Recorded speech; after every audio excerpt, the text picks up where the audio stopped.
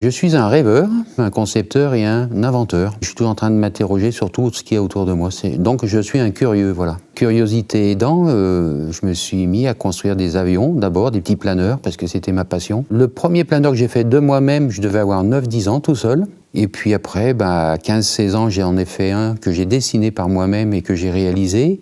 Et puis j'ai construit des avions radiocommandés, j'ai construit des bateaux de course. J'avais trouvé un nouveau concept qui se trouvait être une suspension sur un bateau, sur une planche et sur un voilier. Et j'avais réussi à faire un voilier qui est monté avec des pointes de plus de 30 nœuds, il y a plus de 30 ans. La compétition a démarré parce que j'avais besoin de prouver quelque chose à travers mes inventions.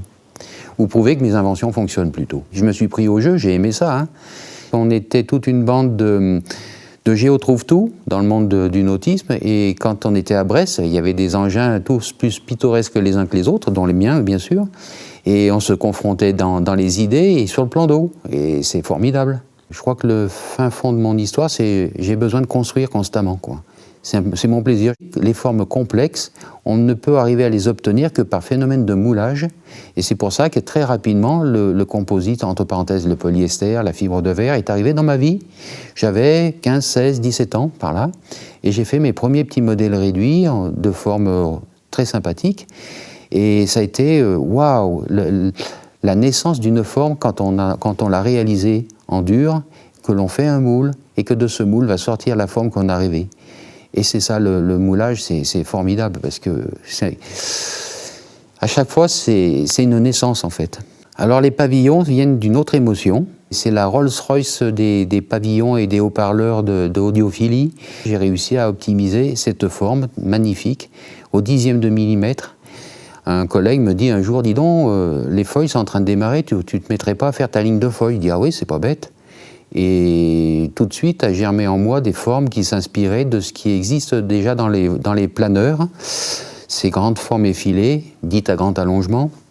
C'est très élégant, c'est très beau en l'air. Et je me suis dit, pourquoi on ne referait pas un équivalent dans l'eau? J'aime bien chercher quelque chose qui sort des sentiers battus et de trouver des solutions à des choses pas forcément aisées.